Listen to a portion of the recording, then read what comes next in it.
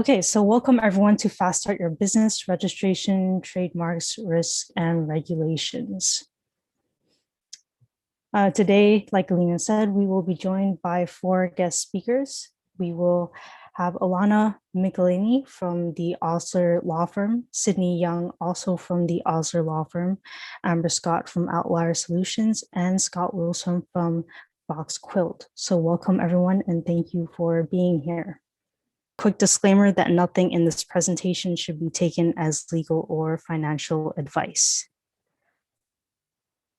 So what are we going to learn today? We'll be going over starting and registering your business, trademark registrations, risk and regulations for business owners, as well as corporate insurance and why you should have it. So we start off with starting and registering for your business. So this will be covered by Alana. So Alana is an associate in the Toronto office of Osler. She advises clients on mergers, acquisitions, dispositions, venture capital financings, and general corporate matters. She also has experience advising entrepreneurs, venture capital investors, and startups in the tech sector. So thank you very much, Alana, for joining us. I pass it off to you now. Thanks, Tracy, and Elena for having us as well. So you'll just give me a moment. I'm going to share my screen as well here. All right.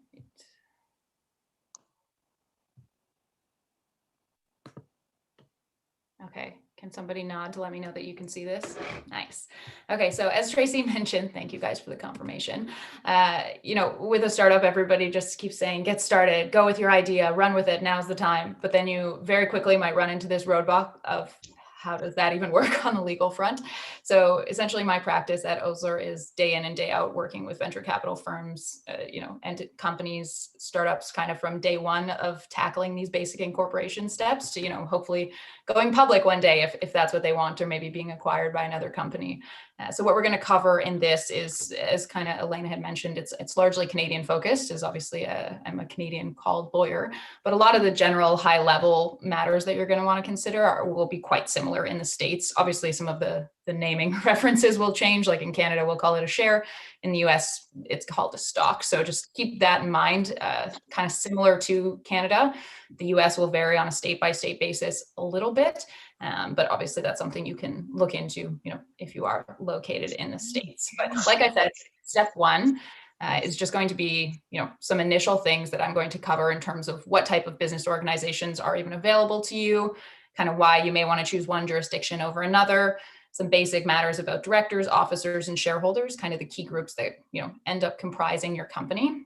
We'll talk a little bit about share capital just at a high level in terms of who actually owns the shares of the company and what that practically really means, and things to keep in mind as you kind of, it might just be you at the outset, but one day you might end up with 50 shareholders, and there are a few things to kind of keep in mind from day one that will really help roadmap that out as you, probably grow quite quickly with your great ideas. So the other thing is very quickly just employment and labor, and then kind of how the equity incentive plan. So if you've ever heard of, stock options or options to purchase shares, that's what that will tie into.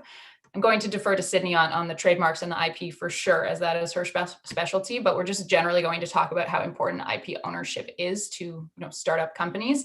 And then I think Tracy had mentioned, the funding part of things, just very, very quickly. I mentioned some of the options that you might have available to you if you did want to take on funding.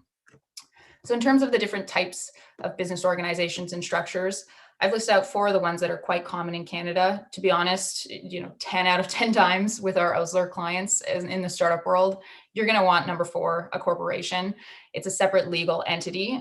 You'll have the ability to enter into separate contracts. The company can enter into leases. It can kind of negotiate as this actually separate and distinct legal entity from you as a founder. And it also really lets you to grow. So you'll have, maybe one day a board of directors, and you'll have, different officers, with yourself probably being kind of the chief executive officer. And then it also allows you to issue equity really easily. So if you are thinking of, one day taking on funding or not, you can still issue shares or equity for options to key employees or contractors or people who have just been great advisors to you. So it's a really versatile, I guess, way for you to start your business on an actual legal front. So on that front, you are incorporating a corporation in Canada. You can incorporate, in each province or territory. So say if you're based in Toronto, you're thinking, oh, an Ontario corporation, but then you'll also see there's these Canadian federal corporations. And the key difference to keep in mind, and again, 9 times out of 10, we'll advise our clients to incorporate federally. And the reason for this is, practically speaking, pre-COVID times, I guess, a lot of the provincial requirements still required wet ink signatures on things, which can be a big pain. So incorporating federally lets you kind of do it all digitally, if you will, which can be really helpful, especially if your lawyer team is one place and you're kind of across the country. It can also give you a little bit more name protection on, a national level. But generally, obviously, a Canadian federal entity, Ontario, BC, those are the most common jurisdictions that we'll see. It also depends, where you're located and where you think your directors will be, because there are certain requirements for director residency that you'll see I've listed down here as well. So just something to keep in mind too, if you do have, say, a US co-founder or something, you might need to take that into effect, especially as the company grows.